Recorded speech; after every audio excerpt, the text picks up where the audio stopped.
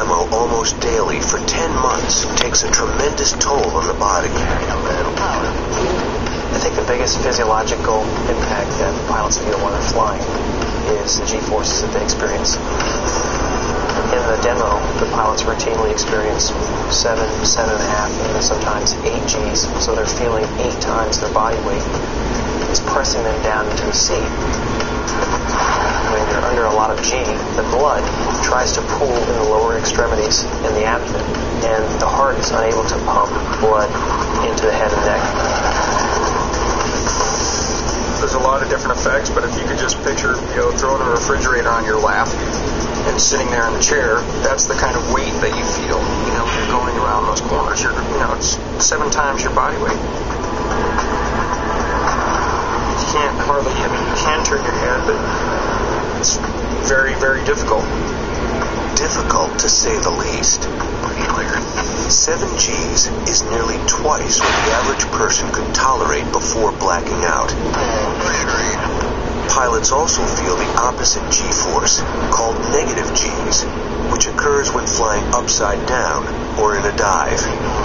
This results in the blood rushing to the head and creating an overall sense of weightlessness. Blue Angel pilots endure these positive and negative G-forces repeatedly during a demo. It's easy to sit here and watch the jets fly overhead. It looks fairly graceful, and the smoke's going and all that stuff. But you don't realize how hard the pilot inside that jet is working to, number one, keep the jet flying the way it should be, but number two, to just stay awake and keep all the blood up in your head where it belongs. There's a lot of physical demands to the job. Blue Angel pilots have trained to handle G-forces in the fleet. They also have a key piece of equipment available when flying a combat jet. One they must do without to fly the demo. It's called a G-suit. G-suit is made of these air bladders from your abdomen all the way down to your ankles. And when you put G on the airplane, the aircraft senses that, and it inflates those, squeezes your lower extremities, and helps force that blood back up into your head and your upper body so that you can maintain, first, your sight, and second, your consciousness.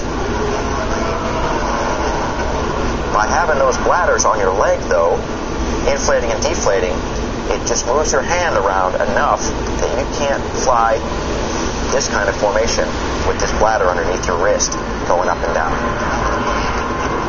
We do this every day, so we can build up the appropriate tolerance to be able to deal with Gs without it.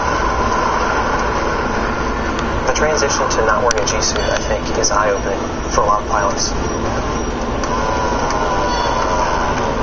It was certainly eye-opening for me, being a flight surgeon in a jet squadron that used the G-suit, and then going to a squadron that didn't. For safety, Navy regs require that pilots who fly without a G-suit get a waiver and undergo specialized training. The reason is to avoid blacking out, or G-lock, gravity-induced loss of consciousness. Blue Angel pilots encounter G-lock during media day flights, when civilian guests ride in the back seat of the number 7 jet.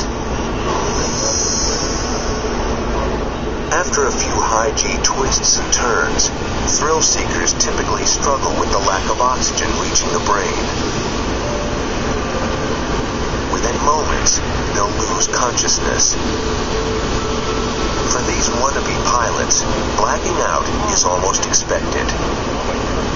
For trained naval aviators, including Blue Angel pilots, it should never happen.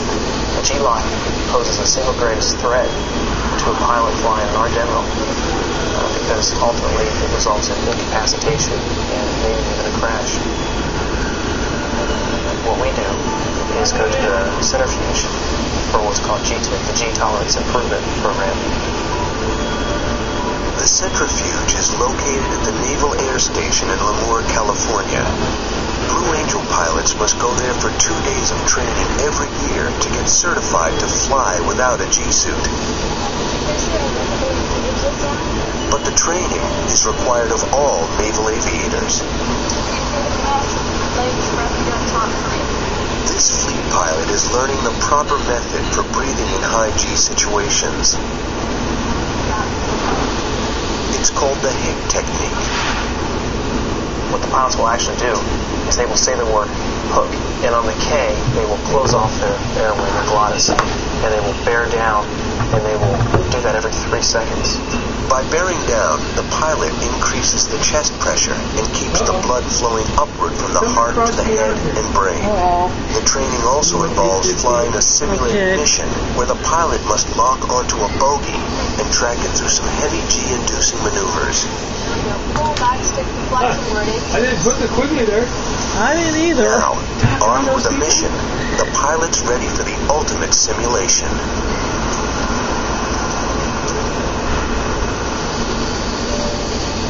Inside the gondola, the pilot is monitored by technicians in a nearby control room. Long interlock start rated this time.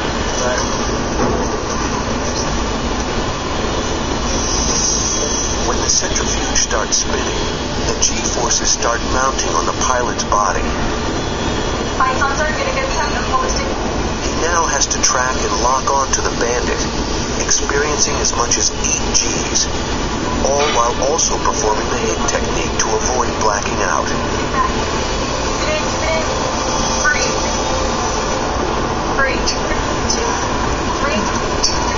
Lights on, sir. Get a good front bend. Bearing stick all the way back against the seat.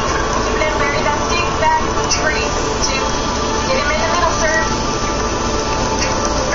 Hold it off, sir. Lock it off. Seal it off, sir. 3. Coming down this time. Follow him down. A pilot's success in the centrifuge is defined not by avoiding G-lock, but by mastering the hit technique, maintaining blood flow to the brain. The training session can last up to 30 minutes. Blue Angel pilots fly their 40-minute demo day in and day out and endure as much, if not more, physiological stress as their counterparts in the fleet. The maneuvers that have the highest G, I think, are what we call the breakout maneuvers. First of all, with the diamond, anytime you see the diamond, the airplanes break apart. The next thing they have to do is rendezvous. So anytime the airplanes are rendezvousing, you will add a lot of G. And then solos experience a lot of G when they're in what they call their timing patterns. They're making very aggressive 7.5 G turns. So that's probably the biggest physiologic concern that faces the pilots when they're flying the demo. But the demo is not only about what happens in the air. Together, a team of officers and enlisted men and women serve in 15 departments to keep the Blue Angel demo up and running.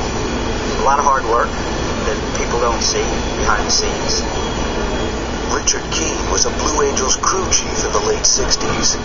He knows how crucial the maintenance team is to a successful demo.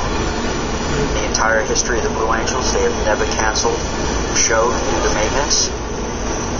That's a pretty awesome feat. It takes getting out to the airstrip hours before the show opens, before the public comes in. We have to make sure that everything is as humanly perfect as we can get it.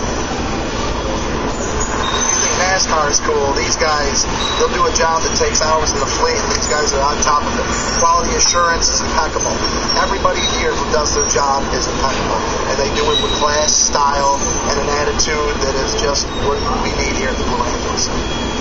It's probably the most important thing that's different about this team from a regular fleet squadron is that we don't pre-flight the airplane. The crew chief goes out there in the morning, and he literally does all the things that it takes a guy in the fleet 20 or 25 minutes to do before he takes off in that airplane. He runs checks on all the systems, checks the flight controls, checks all the mechanical aspects of that airplane to make sure that it's good to go and it's been properly pre-flighted in accordance with our regular procedures. So I'm trusting every day that he's done it and he's done it properly. It's all good. Blue Angel team members don't just work behind the scenes. They're a visible part of each demo.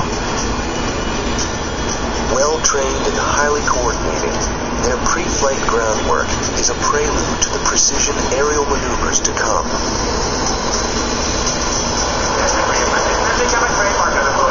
First established 58 years ago. Mike flies, the squadron's C-130 support aircraft plays a key role.